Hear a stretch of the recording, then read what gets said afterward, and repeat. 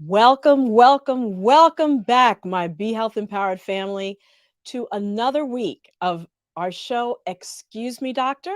My name is Dr. Melissa Clarke. Please call me Dr. Mel. I am delighted to be back here with you this week. And we're here every week, Mondays, 9 o'clock Eastern, 6 p.m. Pacific, doing what we do here at Excuse Me, Doctor, talking with you about your health and well being. We base all the information we give you on the science and the evidence so that you can be confident and empowered to make the decisions that are best when it comes to your health and do it for yourself, your family, and your community. We clarify speculation, we clear up misinformation, and we debunk disinformation. And we also let you know when things might change as we learn and increase our knowledge, because that's what science is all about. We're on YouTube. We're on Facebook. Thanks for joining us on one of those platforms. And if it's your first time, welcome to you. And I ask that you hit like if you're joining us on Facebook and subscribe if you're joining us on YouTube. I really appreciate you for doing that. And then if you have questions about anything that you hear tonight on the show, just type it in the chat and we're going to get to you in the latter third of the show. We're going to take all your questions and answer them on a first come, first served basis. So start typing them in now as they come to you. Without any further ado, we are about to create an amazing week for ourselves with the health topics we're going to cover tonight. And as always, I have to bring in my fabulous co-producers, Miss Lila Mays and Mr. Wayne Bruce. Hey, hey. Howdy, howdy, howdy. Hey, What's how going y'all on? doing? Good. Good, good. Happy Monday. Yeah, happy Monday. We are ready to Happy go. Monday. Ready We to go? are. What we talking about today, Dr. Mill? Well, we have a fantastic guest who is going to talk with us tonight about obesity. Is it a disease? Can it be treated? Is it just a matter of calories in, calories out? A lot of people are having questions about weight, especially this time of year when people are making New Year's resolutions. So, we're going to talk all about it. And he's coming to us, our special guest is coming to us from George Washington University's um, culinary medicine program. So we're going to Okay. hear about food as medicine. So it's going to be real good, y'all. Oh, Awesome. anytime we talking about food, I'm with it. Right. I am there. I So am make there. sure y'all, everybody shares it. Share it, share it, share it with anybody you know who wants to know and get a better handle on their weight, understand more about whether overweight and obesity is a disease. People who just want to commit to a healthier lifestyle and healthier eating, join us tonight. Share it with all of them. Share it with everyone. Share, Yeah. share, share. Tell your people. Tell your All right. peoples. Tell your peoples. We in the house. Yeah. So is it time for the weekly recap? Let's get it on. Let's I get think to the so. weekly recap. All right, here we go. All right. Well, as you all know, we always start off with the numbers where we are. So, COVID cases, they're coming down. We're down to 716,000 new cases a day. So that's down from a high of 1.1 and a quarter million cases a day. Um, it seems like it's peaking. The case count is peaking in the Northeast and Mid Atlantic and some other large population centers around the country. But there's still rural areas where Omicron peak has yet to happen, and they are still getting slammed with numbers of cases going into the hospital, so hospitalizations, um, and also, unfortunately, deaths. We're at 866,000 deaths from COVID 19. And the death count, the daily death count around the Omicron variant still hasn't peaked because, as you know, that lags behind the case numbers. So we're closing back in on about 2,000 deaths a day from COVID, which is, Wow. we haven't seen that peak since last September. So, yeah, it's, I see people, spiking the ball in the end zone and talking about, yeah, everybody's going to have Omicron and, we're going to get herd immunity. I think we're definitely counting our chickens before they're hatched. and we are still in it right now, Right. and still have to double down on our mask wearing and our vaccinations. Everybody's acting like Aaron Rodgers. They knew Aaron Rodgers was going to win, but whoops, he didn't. I knew you were going to find some kind of way to bring football in here Hey, after I said It was spiking the amazing. ball. I mean, listen, we can't act like it wasn't an amazing football weekend. It was an amazing Yes, it was. It was. It was. I mean, even President Biden weighed in on it, apparently, and listen. said something about Aaron Rodgers. But, he is not going to the Super Bowl. We know that. No, Nah. he is not. He's immunized against the Super Bowl. Yeah. Apparently so. All right. Speaking of immunized, though, we should probably talk about those facts, huh? We should definitely get into some facts, Dr. Mill. So we are at 67.4% of the population over 5 being fully vaccinated, meaning they've had 2 doses, and 40% of people over 18 have had a booster. And so just want to put that booster reminder out there that it overwhelmingly protects against the symptoms of Omicron infection or infection with COVID-19 virus. And it feels more like a cold if you're boosted. If you have 2 vaccines, it feels more like a flu, but you're not sick enough to get hospitalized. But for those individuals who are not vaccinated, there's still 3 times the rate of death from Omicron compared to people who have had 2 vaccinations, 5 times the rate of death for those who've been boosted. And in DC numbers, because I sit on the Vaccine Advisory Task Force for DC, so there is almost a 40 times rate of hospitalization for people who are not vaccinated compared to those who are boosted or double vaxxed. So it's real. It's all the story is all in the numbers. Yeah, I think you know what, Dr. Mill. I think we'll have to take some of those bullets and get them up on social media because I think they're really, really important for us to continue to talk about and see. Boosted and vax definitely helps with the symptoms, right? And Right. it being fatal. So yeah, Dr. Mill, I Correct. am tasking And myself. also, I was going to Post up also this- throw in there and long COVID too. and long COVID. Prevention of Mhm. people getting long COVID and the disease that children get, the MIS-C disease, the inflammation after they've gotten an infection like a couple weeks later. So, yeah. Okay, so speaking of COVID, which we always do, that's how this show started. Right. Listen, I have wanted to do a couple of little things, but I've been really hesitant about some elective surgery in the times of COVID. What should I be that cautious, Dr. Mill? What are some of the outcomes for elective surgery post COVID? Okay, so this is relevant only if you've had COVID. Had Okay? COVID. If you've already if you've had COVID and you're thinking about getting elective surgery, which is sort of like optional surgery. So those are for people non-emergencies, for example, like a back surgery or a knee replacement based upon wear and tear issues in your body. So it's found that people who had COVID less than 7 weeks ago, if they go get surgery, they have a 3 times higher risk of complications and death after surgery as compared to people who never had COVID or people who had COVID more than 7 weeks ago. Wow. Why might that be? Well, we know that COVID puts us at higher risk for blood clots in our body.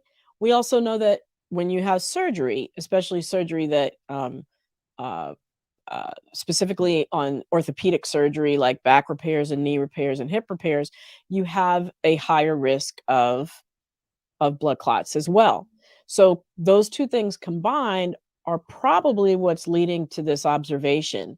So even the Professional Society of Anesthesiologists are suggesting that people delay elective surgery if they've had COVID recently.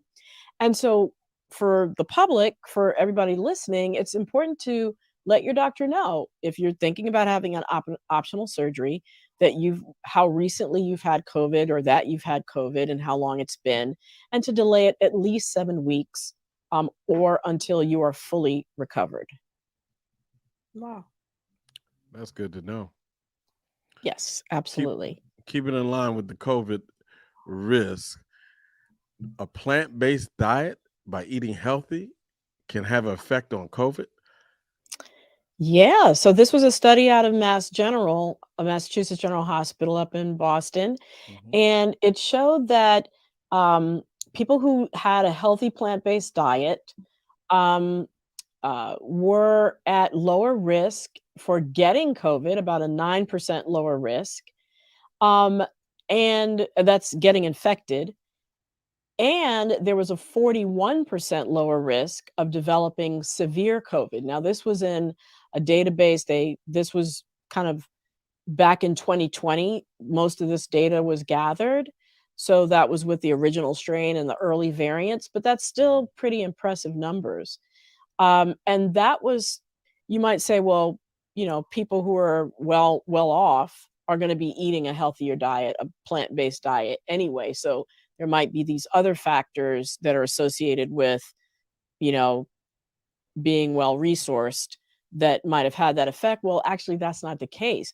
It was consistent across health behaviors, across other social determinants of health. You might have heard us use that term on the show. So, you know, access to healthy food, transportation, where you live, how much money you make, what your education level is, and also how prevalent the virus was in your community.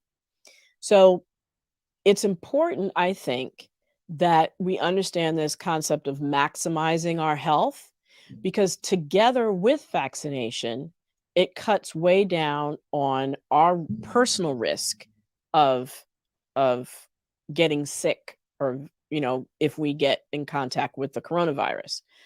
Vaccination, though, is still very important because it minimizes the spread. So your diet is great because it enhances your own personal ability to mount an immune response, Okay. but the vaccine is still important to layer on top of that to make sure that we're not spreading the virus as much. Okay. All right. Um, I found this one really, really interesting. Reproductive health issues and them being a foreshadowing, possible foreshadowing to later heart disease. Let's talk about that, Dr. Mill. So, this surprised me, right? Because I'm like Mhm. in this, I look up these studies.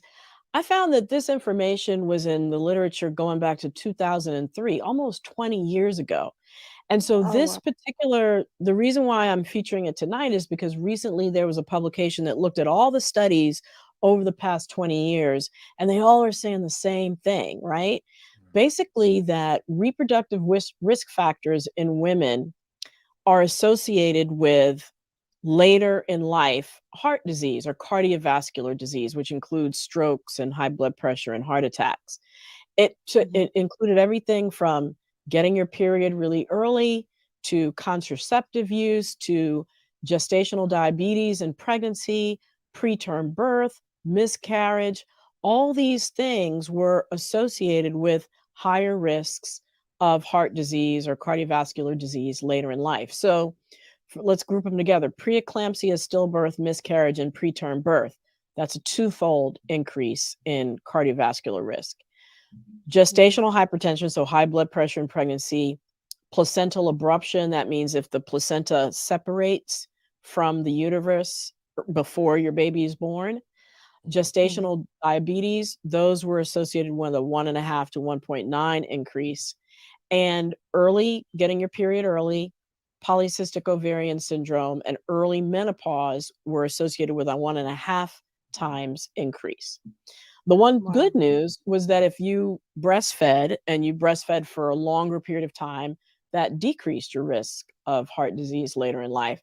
So the main point is not to scare people, but if any of these things pertain to you, you should be having a conversation with your doctor about, hey, I heard that this might, when I get into my 40s, 50s, and 60s, that this puts me at a higher risk for heart disease. What can we be doing now to decrease my risk of heart disease? And working in partnership with your doctor on that plan. Okay. Wow. All right. So this, because I cook a lot and I use the oil of the olive, this was cool. You heard an apple a day keeps the doctor away. Well, recently they were talking about olive oil keeps the doctor away. Yeah, so this was pretty cool too.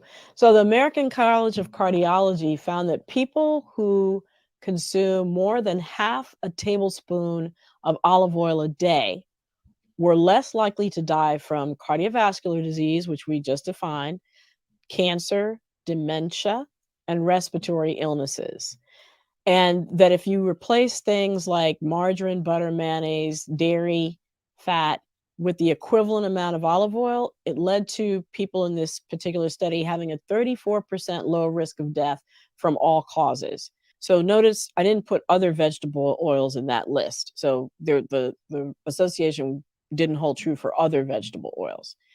So yeah, that was really important. The other thing they found that people who had a higher olive oil consumption typically were more physically active, less likely to smoke, consumed more fruits and vegetables, but they also controlled for all those factors and still found that this was the case. So the ways that you can get in more olive oil, you could cook with it, like Wayne just said, bake with it.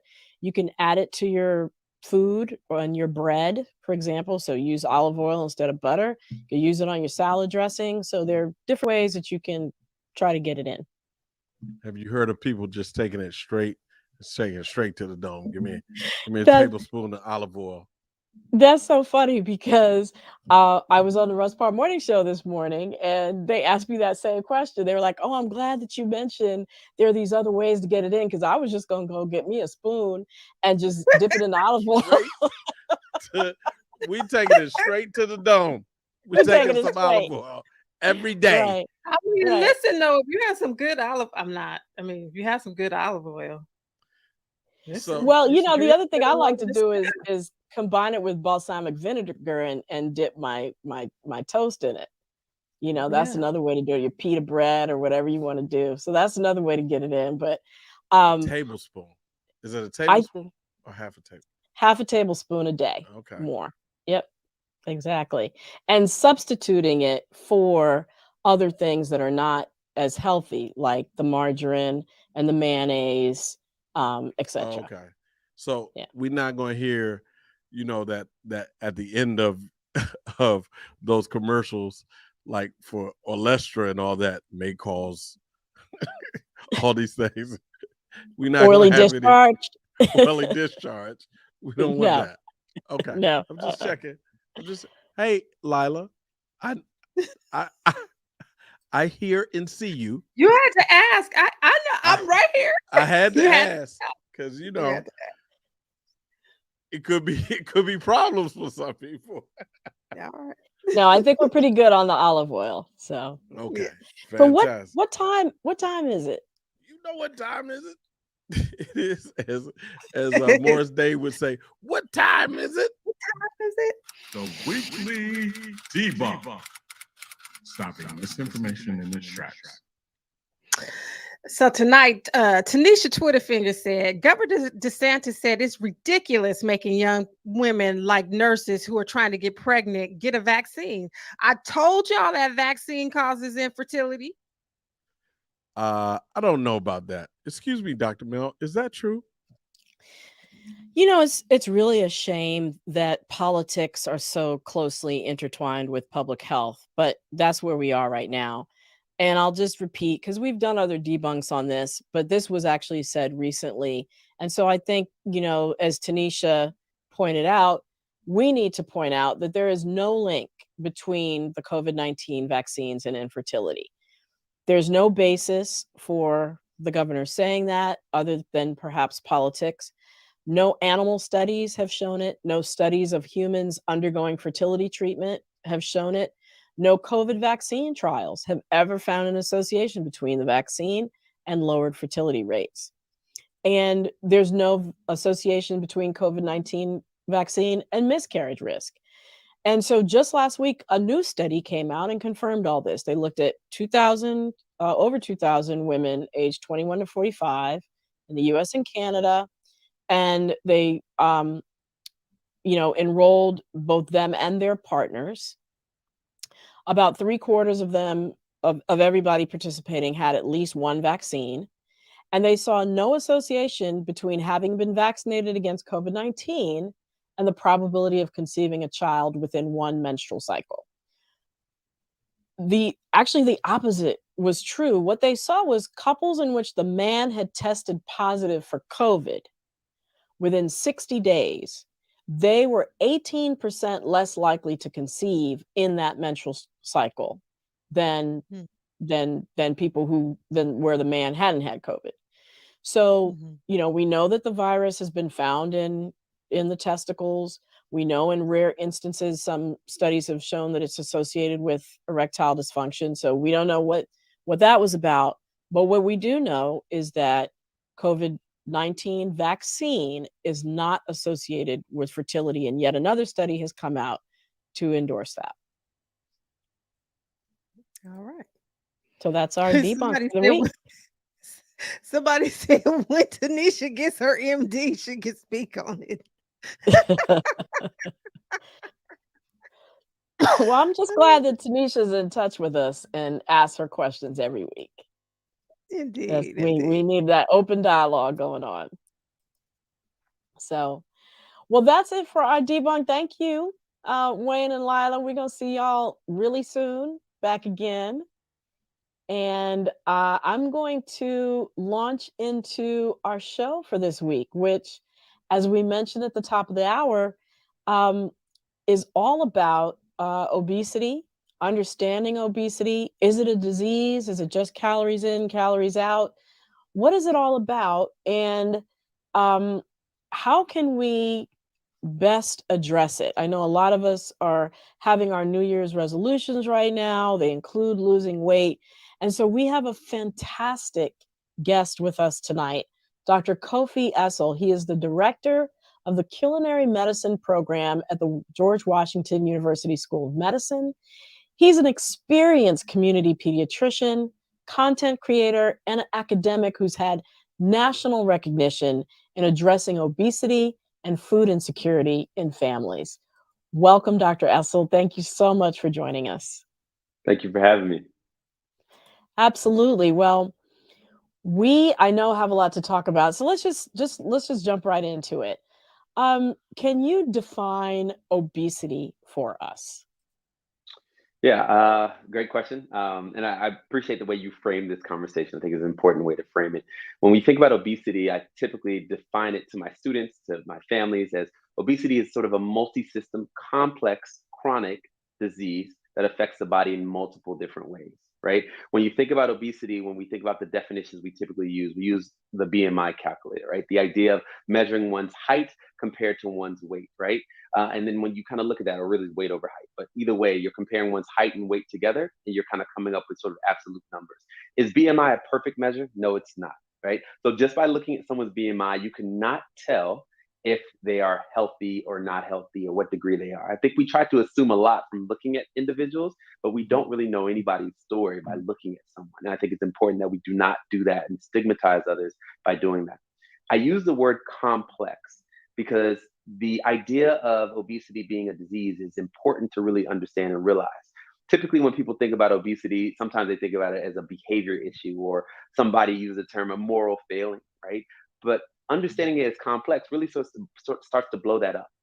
The way this works is not calories in versus calories out alone. Calories in versus calories out is part of the picture. And if you think about it, like typically you think about 3,500 calories equals about a pound. And most people Mm. say if you consume about 500 extra calories a day, you'll gain about a pound a week, right? 500 over 7 days. If you reduce by exercise or eating less, about 500 extra calories a day for about a week, you'll lose about a pound a week. And that might work for some degree to a little bit of an extent, but then that Mhm. stops working. The body does something unique. What it does is it protects the set point. this set point that the body has gotten used to, this what we call adiposity, the fat cells in the body have gotten a certain size and the brain has gotten used to that size. The body will do everything it can to get you to that point once again, even if you Mhm. lose weight, right? Makes you colder, makes you more hungry, makes you all kinds of changes happen as a result to get you back to that point. So we Yeah. understand this to be a disease. It's complex. It's not as simple as we say it is in society. Right. I think what you're talking about when you talk about adiposity and the fat cells is what's in the common vernacular set known as a minute on the lips, forever on the hips. I think I think unfortunately that's what you're talking about. Um, so you mentioned that BMI is not a great way to assess obesity. Are there other ways to assess obesity? I'm not going to say it's not a great way. It's not the most. It's not completely accurate. Let's just say It's that. not And foolproof. Yeah. it's not foolproof. And I'll give you an example. There's certain communities, for example, certain Asian subcommunities in particular, where the number BMI for what we call obesity is 30, right? Above 30, we consider that to be in the obesity category. But we see some higher risk in the category of around 26, 27, even, right? In some of these other communities, right? Or even in African American households, sometimes you see higher numbers, higher than 30, before you see increased risk. And when I say increased risk, that means the fat cells start to become more hazardous on the body, start to wrap around the organs, start to cause more inflammation in the body, start to cause a lot more what we call chronic disease in the body. So we Mhm. know just by looking at the number alone, the BMI cutoff alone, it doesn't tell us everything. And we have to think about this in a more holistic way. Yeah. So you bring up a couple of points I want to delve into. What are some of the chronic consequences of obesity? Yeah, chronic diseases that we often associate with obesity, things like hypertension, so higher blood pressure, right? We talk about things like prediabetes and diabetes, right? We talk about things like heart disease. We talk about kidney disease, and the list goes on and on and on. In particular, even we start to really explore these areas of cancers as well. There's a number of different cancers that we're starting to explore and understand that they are associated with increased weight gain as well, especially for longer periods of time. So we see all these things very commonly. Unfortunately, sometimes people only look when somebody is in the category of obesity, but at the same time, we know that there is a clear association with disease and obesity being a trigger to some of these other diseases. Right, absolutely. And then the other part that I wanted to unpack a little bit is you mentioned Asians and the set point for BMI and the risks. So I want to talk about obesity in different subgroups, especially African Americans. I mean, we know we've heard people say, "Well, I'm just big boned," or "All my Mhm. family is big boned." W- What is the genetic link around obesity? Is there one? And, is there a different set point, for people of African descent?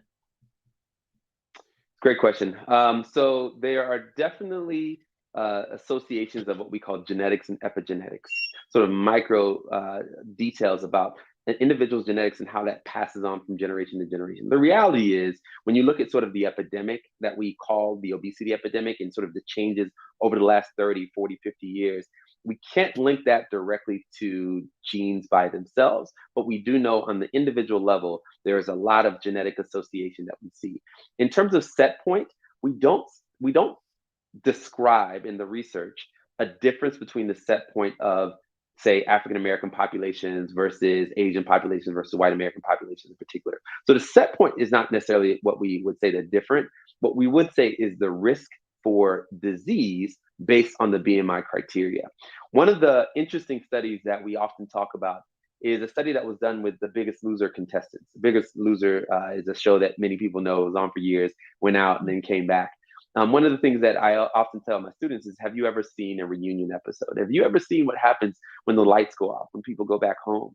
The assumption is, oh, people, quote unquote, are not working hard enough. They're not doing what they should be doing. And as a result, they're probably going to gain their weight back. But when you study this, there was one interesting study that was done a few years ago, and it took about 14 contestants who had finished The Biggest Loser, and they all lost a significant amount of weight. And then you saw this slow increase in weight over time. And you were like, what is going on? And of course, the assumption was You need to exercise more. You need to, eat less food. You need to eat more plants. You just need to do what I do, and then everything would be fine. The reality is the body is doing something unique and different. The same Mm. time as the weight would seem to go up, right? Everybody seems to lose and keep off about 5 to 10% of their weight, which is known to be associated with significant benefits overall for the body. But in general, we saw something happening. Their metabolism slowed down. We saw Mm. that hunger hormones began to increase. We saw that satiety or our fullness hormones began to decrease. We know that that goes on as a result of these weight changes that our body does see to get back to that set point idea. Yes, absolutely. No, that makes perfect sense. So, what are some of the other determinants? You talked about hormones. Um, I know that in my introduction to you, we mentioned food insecurity and that you hmm talk about food insecurity when it comes to families. We talked about genetics. What are some of the environmental um, uh, triggers or factors that factor into larger numbers of overweight and obese people in the African American community? Um, Great question. What I want to do is I'll start downstream, what I call at the ground level, and then I'll go up a little bit. So when I think downstream, there's a lot of different factors that people don't often think about. Again, people lean heavily on, oh, you need to run more, you need to eat better. And we know that over time, over the last decade or so, the calorie intake of individuals has decreased over time. We know that sugary drinks has decreased over time, but we know the weight continues to go up. So it's not just simply these simple modalities that we tend to lean on. Oftentimes, we also need to think about stress. We need to think Yep. about sleep, right? Getting enough sleep in one's lifestyle, the stress reduction. Certain medicines that me as a physician often gives can oftentimes trigger weight gain, right? Changing that set point. Not only the quantity of food, the calories, but the quality of food, the processing of foods. We see that sometimes people don't feel full after they eat very processed foods, and they end up eating a lot more than they actually wanted to because they don't feel full. That the body doesn't recognize those things as real food. So on the ground level, there's a variety of those factors that we often think about. When you go upstream and think about the environment, you mentioned the word social determinants of health, and I think that thinking either social determinants, social influencers of health. There's a variety of different ways we describe them, but basically these environmental conditions in which people live, they work, they play, they pray, that influences their overall health. These environmental conditions influence one's health, in addition to influence ultimately one's behaviors as well. And I think it's important to understand those things. You mentioned food insecurity. Food insecurity, I would tie into other triggers that have led to that: racism, housing segregation, poverty. All of these factors that we know lead into food insecurity. And food insecurity, for those who don't know it, is purely hunger, right? It's another way of describing it is hunger. In hunger, the rates of hunger in this country are incredibly high. In Black and Brown communities, 1 in 5 to 1 in 3 individuals in households experiencing rates of hunger when you talk about households with children. So super high, something we really are worried about. And we know that when someone is experiencing hunger, they have a constant preoccupation with where their next meal is going to come from. Their quality of food begins to decrease, where the variety begins to change. They're getting less of a variety of foods. The nutritional value begins to decrease. The caloric density or the caloric richness of foods begins to increase. Why? Well, the food system just so happens to be created in a way, and I said intentionally created, right? Because we can do Mm. something about it, but it's intentionally created in a way where a lot of times foods that are higher in caloric density, that have a lot of flavor and are created and designed to stimulate the brain, end up being Mm. much cheaper. And foods that Right. are, don't last as long, fruits and vegetables, beans, nuts, legumes, seeds, these things end up being more expensive. And as a result, we tend to lean towards foods that have higher taste, higher, less cost, and are easy to cook and convenient to access. And oftentimes that leads into this sort of description of increased caloric burden without getting the right nutrients that we need. Right. Right. And therefore the weight follows. So tell us about with all this in mind, tell us about culinary medicine. What is that and how does it address some of these issues that we've been talking about? Culinary medicine is a very exciting, novel field. I got into the space a few years ago when I started doing community cooking classes, and I found something interesting. It was interesting because I realized that I've done a lot of sort of community nutrition work over the years, and you do these, you cook, you put food in the blender, you pass out food around, do a little food demo, you do all this kind of stuff, you make sandwiches with people, but when you got in that kitchen and people started getting in there and cooking on that stove, dicing things up, it changed the game completely. You saw people keep coming back. You saw people very excited to learn more. And you saw people implementing these things into their everyday life because they had the lived experiences, the practical experiential learning that they were able to Mm, then apply into their everyday life. So I think the yeah. idea of applying culinary cooking skills into one's life is so powerful. The way culinary medicine works is at the basic level, it's basically bringing together the art of cooking and food together with the science of nutrition and medicine, right? You bring the two Wow. worlds together, and we realize that it has great potential to impact the health of populations. Food, in particular, poor diet, is one of the leading risk factors for poor health outcomes and for mortality, for death. And Mhm. this very tool, food, that we know is so powerful to influence the health of patients and families, oftentimes in medical training, we don't learn too much about it. So At oftentimes what all. we end up passing, we don't learn much at all about it. So what Yeah. we end up passing on to our families is what? Stuff that we do for ourselves, stuff that we learn from Dr. Oz, stuff that we learn from reading this book. We tried the keto, we tried this, we tried that, and it worked for Mhm. me. Look at me. So I'm going to pass it on to my family. And as a Mm. result, oftentimes we go with a very stigmatizing approach, very top down approach, very sort of simplistic understanding of understanding the topic of nutrition, food, disease, even obesity. With culinary medicine, what we are trying to do is really transform how we train the next generation of providers and those who are currently practicing as physicians and clinicians.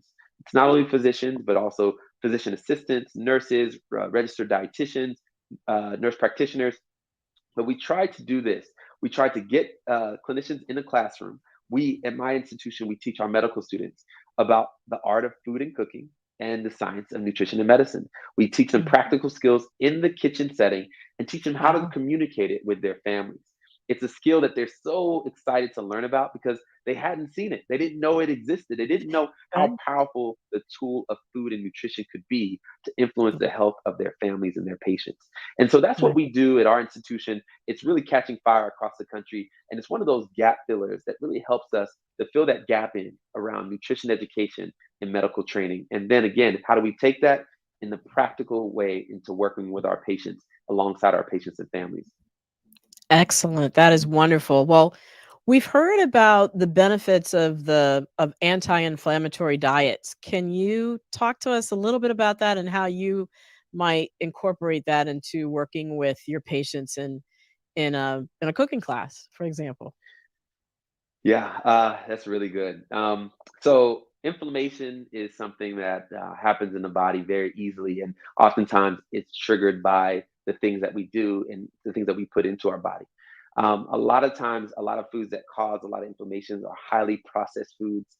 A lot of oils tend to cause it. High amounts of dairy tends to cause it. There's a lot of meat tends to cause it. A lot of these things are triggers for causing more inflammation in the body. One of the things that we want to do is reduce that, what we call fire, this little burning fire that's going on in the body. We want to slow that down. We want to cool it off. How do we do that? Well, we want to consume foods that love our body, that help our body to thrive. Mhm. And you talked about that, sort of the idea of incorporating more plants into one's diet. At the end of the day, leaning more towards consuming more plant centeredness in one's diet is always going to benefit one, no matter how much one changes. Talking about small, small changes. You'll see improvements in one's energy level. You'll see improvements in one's focus, one's attention. You'll see all kinds of improvements, even weight change. You'll see improvements as well, right? But at the end of the Mhm. day, we cannot just say consume more plants or not meat, right? Because at the end of the day, when I've try to give that simplistic message out to other individuals. I walk by the trash can and I just see donuts, fries, and and candy in there, right? And at the end of the day, I'm not trying to be funny. I mean, at the end of Yeah. the day, like people, how you consume that message is not to say demonize meat and just eat anything that's not meat. That's not it. Right. What we want to do is consume foods that are whole, real foods. these foods that are less processed or unprocessed are going to be foods that give our body energy, help us feel more satisfied when we eat them, and overall improve our overall health. And that's what we want to try to do day in and day out. Excellent. Well, I could keep going, but we need to get some audience questions in here because I can't imagine that there aren't any. And to help us with that, I'm going to ask Lila and Wayne to come on back in and to let us know what is going on in the chat. Hey, lots going on in the chat. Yes, a whole lot. Go ahead, Lai. You want to start? Yeah, I saw Yvonne had a really interesting question.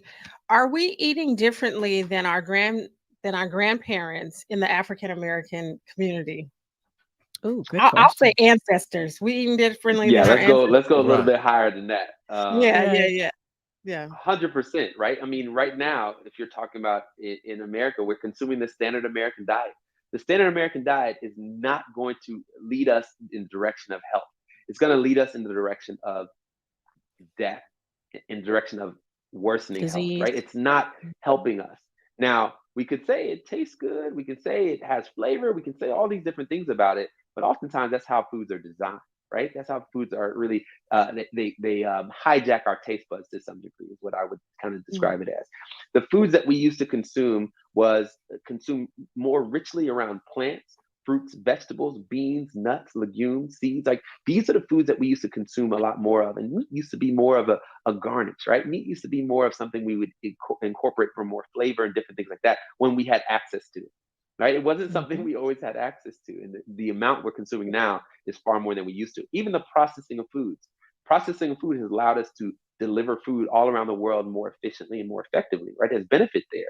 But at the same time, the processing of foods has also caused more inflammation in the body, has also caused us to not feel satisfied when we eat, has also caused us to have higher insulin resistance, a higher risk for diabetes, and all the other things that go along with that as well. So that's what I would say. 100% the foods that we're eating now has changed over the years.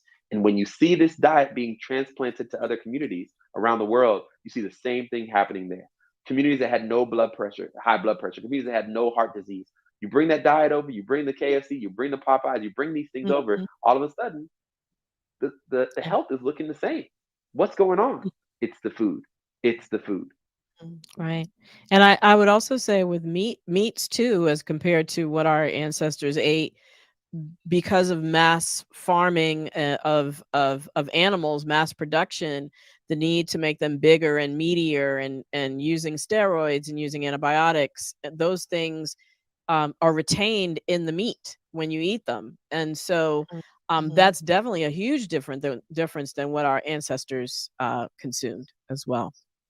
Wow, we have a great question, and it is asked by Michelle Walker Scales, and she says, "What do you think about the Mediterranean diet?"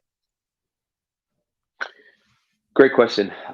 So Mediterranean diet, I think, is one of many strategies that incorporates more plant centeredness into the diet. A lot of people enjoy it because of the rich flavors that it offers. Typically, for those who don't know, you want to think about a few things with Mediterranean diet. Increasing fruits and vegetable intake. They love beans, right? A lot of beans in the diet. Decreasing dairy intake. I don't care what we've been told over the years, how it's going to make us big and strong. We don't need that much dairy. We don't need dairy at all at the end of the day. But if you want to consume it, trying to keep it to less than a cup or two a day is max. Fish here and there definitely can be a part of the diet. Keeping down the red meat, and then you all talk a little bit about the olive oil again, taking it right to the head. The olive oil, right, is a big one with the Mediterranean diet as well, right? Keeping down the sweets, those things. So it is a pattern of eating that can benefit one's heart health. It can benefit one's overall health greatly as well. The thing that I always want to make sure that people understand is by consuming a Mediterranean diet, don't the Mediterranean diet is a cultural diet as well, right? Recognize that your own culture is rich, is full of flavor, full of nutrition as well. You don't have to look outside always to get those rich and healthy foods in your own diet as well. I believe in taking Mediterranean diet principles or taking principles from some of these other things, but not to assume that, hey, as an African American male or family or whatever, I need to eat some other cultural diet because the diet for me, my cultural diet, is not any good. we can do this the right way. We can consume the greens, the rich foods that we eat as well, and really enjoy those and get the benefit of our overall health as well. The black-eyed peas. Black-eyed peas, I'm, yes. I'm so glad you said that, because there was a comment about soul food, too much soul food being dangerous. And I just think that it's really important the way that that food that is a part of our culture is prepared. It can be Right. delicious and healthful and all of that, but it is about how it's prepared. So I'm really, really glad you said that. I saw a couple of comments, Wayne, about olive oil. One of them was, does light olive oil do the trick? And second part is, does it contribute to poor cholesterol if we're adding more olive oil Great to the diet? question. Great question, Dr. Essel.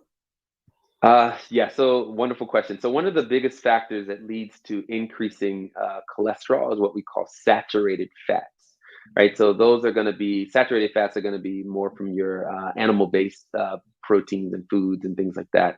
That's going to be where you're going to get the majority of that from. Now, olive oil is going to have something called a lot of unsaturated fats. So it tends to have less of what we call saturated fats in them. So as a result, it has less of that sort of negative effect on one's increasing one's cholesterol. I think in general, we need to be careful with consuming too much oil in general. Once we start to cook that oil and heat that oil, and if it starts to smoke in particular, we start to lose those positive properties of great oil like an olive oil, and we have to be careful with that. We start to cause more what we call free radicals in the body and cause more harm to our body than good to our body. But in general, as Dr. Mel was talking about, taking some good, you could extra virgin olive oil, balsamic, and using it as a dip, using it in those kind of ways. That's a great way to consume it. Not too much by any means, but those are some Right. great ways to consume it. Light olive oil versus not light olive oil. I think that's more of a marketing gimmick than anything else, right? Like you go to the store, you see a messaging on TV, and you're like, I got to get this kind of thing. And it's really marketing, and it makes it more confusing. Nutrition and science more confusing, and sometimes we just kind of throw our hands up because it's like, last week you said this was bad, this week you saying this is good. What should I be Right. doing? If light or not, just pick one. You're You fine. will get some Typically, we would anti-olive recommend oil not cook. users. You'll get Yeah, some well, so anti-olive oil users like something else. the only thing I should say, try not to cook with the extra virgin olive oil as much. It can smoke a little bit quicker. Again, once you see that smoke in the oil, you've cooked it, the heat is too high, you've cooked it for too long, you need to slow that down. You don't want to fry in that. You don't want to like cook heavily in that because again, it's becoming more of a harmful oil now, turning to what we call trans fats, which are some of the worst kind of fats for our body. I'll pause there. Sorry for the Okay. detail. We're No, in that's a the great question. What are better oils to cook with? So better oils to cook with. So you can do a plain olive oil, not extra virgin. That's an okay one to cook with. Some people love the grape seeds and all that stuff. Those have low smoke points, right? So they'll start to smoke really early on. A pretty typical one that a lot of people use is like a canola oil, another kind of vegetable oil that people tend to use. But again, lightly coating, if you're going to use it, lightly coating. You don't have to cook with oil at all. But if you do use it, lightly coating that pan, try not to deep fry. If you want to fry, that air fryer nowadays is changing the game. Although it takes up a lot of counter space, that thing takes up a lot of counter space. But it's a big game changer. Low oil, you get that Is still that great crispy taste, that flavor. And it's Mhm. something that you want to be shooting for. Again, healthy eating should not be something you force yourself to do. And it's like, I eat salads every day. It's not about that at all. It's about eating high quality, tasty, flavorful foods that love your body back. And I'll pause there, Wayne. It looks like you got one. Yeah, we're in the speed round now. We have so many questions coming in so little time. I want to get two questions in that I see here. One from Mateo Levine Ledesma. Can you comment on the risk or benefits processed plant-based food products, e.g. Impossible beef and stuff, the Impossible burgers? Can you comment on the risk or benefits of Great those? question. I have a great study I want to tell you about. But I probably shouldn't because of time. So maybe another day I can talk about it. But at the end of the day, processing is processing, right? Processing is going to be something that can really affect the way the body metabolizes or deals with that food. In general, you want to slow down and decrease the amount of processed foods in general. Now, what some people would say is that if you're trying to consume more plants, those foods can be considered more of transition foods, right? So those things, the sausages and the this and the that, use them as transition foods to consume more fruits and vegetables and beans and nuts and all those things. But at the end of the day, you don't want to rely on those things. You don't want to lean heavily on those things because they're heavily processed as well, right? So they're not go-to foods. You can't say, well, I'm gonna have a burger every day because I'm eating more plants now. That's not the way this works. You got to eat real whole rich foods. That's how the body benefits and gains from it. Okay. Great. We have a question from T. Stroman. T. Stroman says 3 meals a day versus 6 meals a day during the day. What do you say? Whew, that's a good one.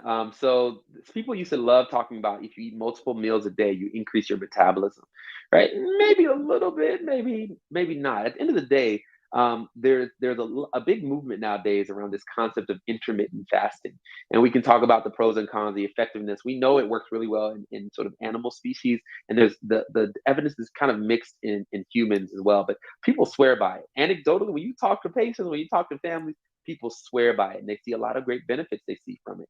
One of the benefits there is not consuming food all the time, giving your body a chance to take a break. Let's take it back a few generations ago. We weren't always just eating all the time, right? Like this is a very modern new concept. Snacks everywhere, snack industry throwing stuff at us. We got to eat multiple times a day. Our body doesn't need to consume like that. Let it rest. Let the body do what it should be doing, breaking down those fat cells and breaking down the fat cells all around the body, allowing our body to use the sugar from the liver. Let the body do what it should be doing. And that's going to require us to not be consuming food all throughout the day. Whether you believe fully in intermittent fasting or not trying to consume food all throughout the day is really an important piece for one's overall health for the most part. Now, I will say, if you have something else going on, hypoglycemia, low sugar, all that stuff, talk to your doctor. I'm not going to say you got to talk to your doctor about that. Right. Plus, it's a little impractical sometimes for many people to It eat is. 6 times a day. Yeah. It is, but you know what? People tend to just put snacks like in medical school. You saw people just having snacks in their pocket all the time. You're It's right. crazy. And you never get to build real hunger that way. So I work with young kids and Right. parents are giving them snacks all throughout the day. They never build a hunger. And they say, why they don't eat the food at mealtime? Why they not exploring these Mhm. different fruits and vegetables? Why are they not adventurous eating? Because we're consuming food all the time. We don't need to do that. And so we would recommend trying to do that for the most part. Excellent points. And this is a quickie, but last one. Valerie Spalding Parker says, "Are potato chips are vegan?" Great question, answer, comment. Let me respond to that. Vegan doesn't mean health, right? Vegan doesn't mean healthy. Let's get that out there, right? Just because somebody's a vegan doesn't mean they're healthy. Now, consuming more plant-centered approaches to one's diet, be more plant-centered, right? Slanted towards plants is going to be more healthy towards one's body, right? Even when you think about every food type, and again, when I talk to patients, I talk about different thinking about foods on the spectrum. If you think about even, let's take a chip. There are higher quality chips and there are lower quality chips. If your chip has 15, 30 different ingredients and none of them you can pronounce, it's probably a lower quality chip than getting a potato chip that just has salt, oil, and potato that's fried, right? So at the end of the day, trying to choose better options with whatever meal that's put in front of you and trying to lean towards that, right? Recognizing that making those kind of changes will have, again, big impacts later on. Right. Wow. What an amazing show. You are an amazing guest, Dr. Essel. Thank you so much for those words of wisdom. Thank you for getting those audience questions, Lila and Wayne, as always. Um, and we probably will have to have you back because I'm pretty sure there are a lot of questions that we didn't get to. So thank you so much, Dr. Essel. Much, much appreciated. My pleasure. Thank you all for having me. Absolutely. So, just to close out the show, I want to remind everyone that we have an opportunity here at Excuse Me Doctor to participate with Howard University's research centers in minority institutions. If you are a listener of this show, you can participate in a COVID resilience research study that's going on. Participation is voluntary. It involves filling out a 2-part survey for which you'll be compensated, actually up to $100 based upon the parts that you complete. If you have interest in finding out more, please contact our research assistant, Dana Harvey, at danaharveyresearch@gmail.com, which is DANA Harvey, HRARVEY, research@gmail.com, or call 470-795-0329. So if you're interested in doing that, please go ahead and contact her. So I've moved to the Russ Parr Morning Show on Monday mornings at 7:45. So if you catch me then, fantastic. And if you don't, please catch us right here again Monday night, 9 p.m. Eastern, 6 p.m. Pacific, right here on Facebook and YouTube. Appreciate your tuning in. And if I don't see you in the meantime, please be wise, be well, and be health empowered. Thanks for joining us.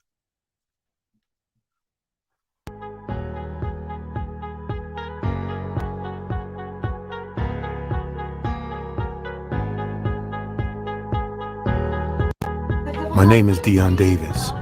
I've tried to live my life with no regrets, but I guess my final regret is not getting vaccinated. Please, don't let not getting vaxxed be your final regret.